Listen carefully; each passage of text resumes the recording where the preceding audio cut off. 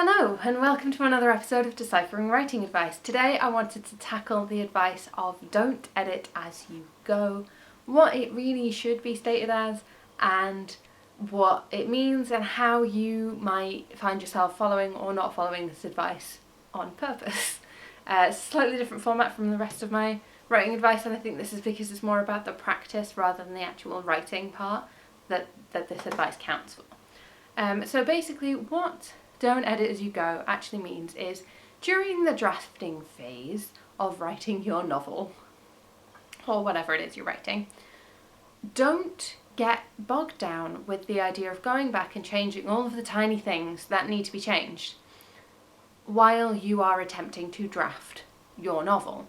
Because if you do that, you will never continue making words. You will get stuck in this round and round and round of going back and editing, and you'll never actually make any quantifiable progress. The sun shining off my neighbour's windows and into my house. You'll never make any quantifiable progress. You'll never see more story happening, even if you're seeing a change in word count. You won't actually see any more of the story being told.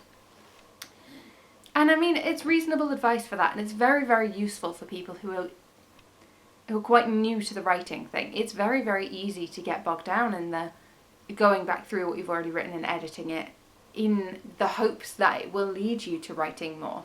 And if you've tried that and it's worked out for you and you have succeeded in the practice of editing as you go, then just absolutely ignore this advice. Like, genuinely, if this process is working for you, that's all good. You don't have to listen to this. If the process you're in and if going back and editing isn't really working for you, then here are some ways you could think about accessing this particular piece of advice.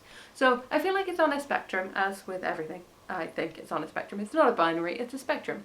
And it goes from solidly landing into this don't edit as you go. And I do have solutions for you if you don't want to edit as you go, but you have things you need to go back and change. All the way through to absolutely tossing this piece of advice out the window and editing as you go, because quite frankly, in the grand scheme of things, it doesn't bother you. And you could fall anywhere on this spectrum. I know I fall somewhere in the middle, where sometimes I'm absolutely fine to go back and edit as I go. Not a problem, I could jump about in the story, all that sort of stuff. And sometimes I absolutely can't do it. Sometimes it's just the worst idea in the world. And neither of those is a problem, and both of those things can exist in the same person at the same time. I'm so sorry about the sun, I'm so sorry.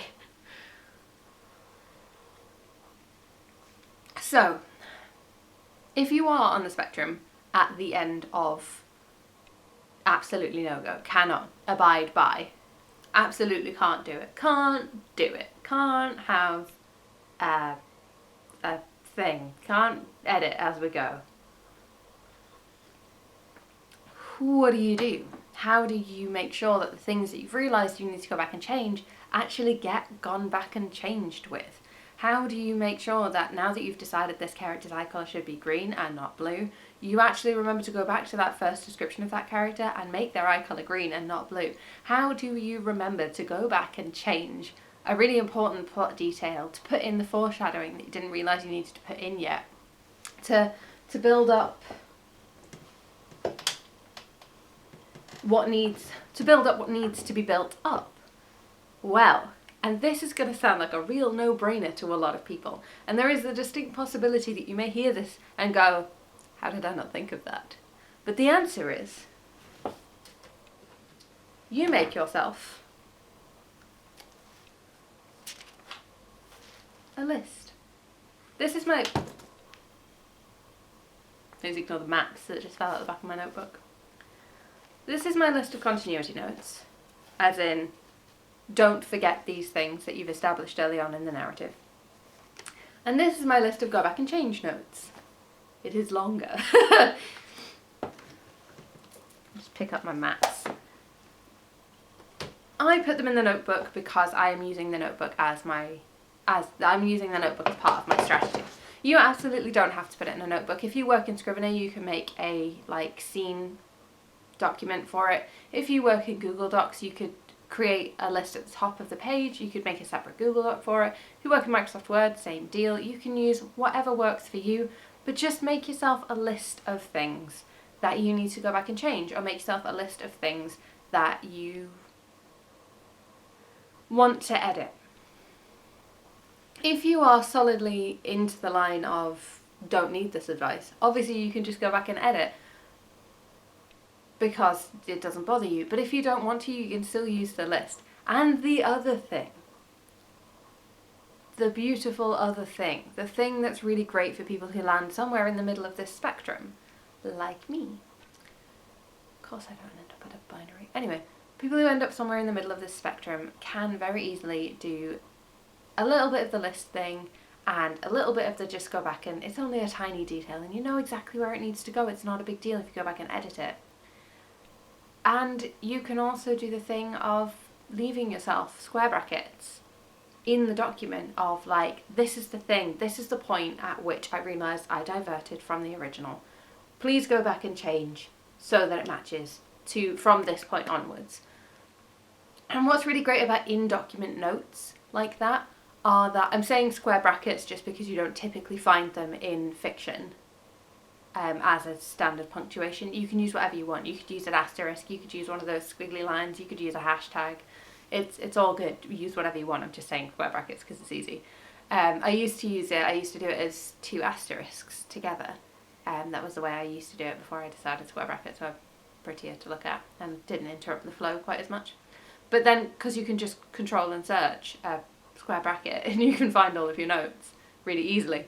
So it's not even like you're sort of like trapped and you've got to read back through to find the thing. You can find your square brackets really easily. For if you don't want to, you know, make notes outside the document, or if you do want to make notes outside the document but you also want to make notes inside the document for when the plot diverges from your original plan or some such similar thing, and you don't want to go back and change the beginning of it because you're on a roll now, which is a thing that I've done quite a lot. And then finally, there's the final piece of advice, which is if you are completely stuck and you have no idea where to go, or the idea of this big change that's happened and what you need to do to change the beginning to match that is bothering you so much, or you know that you wrote the original draft of this like 5 years ago and you want to continue it on, yeah, absolutely, but also you know that your writing style has changed a mammoth amount since then, it is okay to go back and change it. It's okay to occasionally go back and edit. The whole point of don't go back and edit while you're drafting is entirely and completely based in the idea that you want to get from the beginning of the story to the end of it, and that going back partway through will make it harder for you to get there, which is, typically speaking, true. It is harder. If you go back and edit, it will take you longer to get to the end of your draft. You may never increase your word count because you might get stuck in this loop. That is like the danger that this advice is trying to warn you against. That is the thing that this advice is supposed to help you with. And if you don't have that problem, if you get to the end of your drafts really easily going back and editing, that's fine. And if you haven't got to the end of a draft, that's fine too. Maybe consider this. Maybe don't go back and edit. Maybe don't go back and reread, because that's the other half of this advice that people often say is don't go back and reread what you wrote the previous day. Or don't go back and reread full stop, which really needs to be more detailed. Again, this is the problem. It always just needs to be more detailed. But the problem with don't go back and reread is that sometimes for people like me who have poor working memory, dyslexia, whatever the reason for your poor working memory, it doesn't have to be dyslexia, I'm just sharing what mine is. It can be really hard to remember what you wrote the previous day, and so you're sort of there like, what did I do? What did I say? What was the thing? What was it? What was the thing? And it's okay to go back and reread. And it's very easy, if you go back and reread, to make a couple of little edits here and there, and then suddenly next thing you know you've got into the loop. It's all about not getting into a loop, into a self-destructive, no extra words, no more story loop. That is of course not to say don't go back and edit when you're done. Please edit before you publish a book. or like anything ideally, like go back and edit a short story, go back and edit your essay, I guess.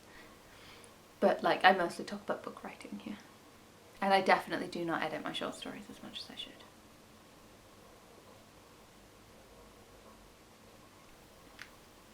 If you like this video, I have a whole playlist of deciphering writing advice, including things like Write What You Know and Said is Dead, for you to check out if you're interested in any of that. I've got more upcoming. If you've got any writing advice you'd like me to decipher, please do leave it in the comments, or any of your own advice that you'd like to share. Again, please just leave it. We're fostering an environment of learning and mutual support over here. And if you want to find me and my book, Mary Arlan Breaking the Curse, all over the internet, it's all in the description box below, right next to the like and subscribe buttons if you feel like sticking around. I will hopefully see you next week, but life is kicking me in the face right now, so schedule-wise, I don't know what's gonna happen. I hope I will see you next week. Bye. And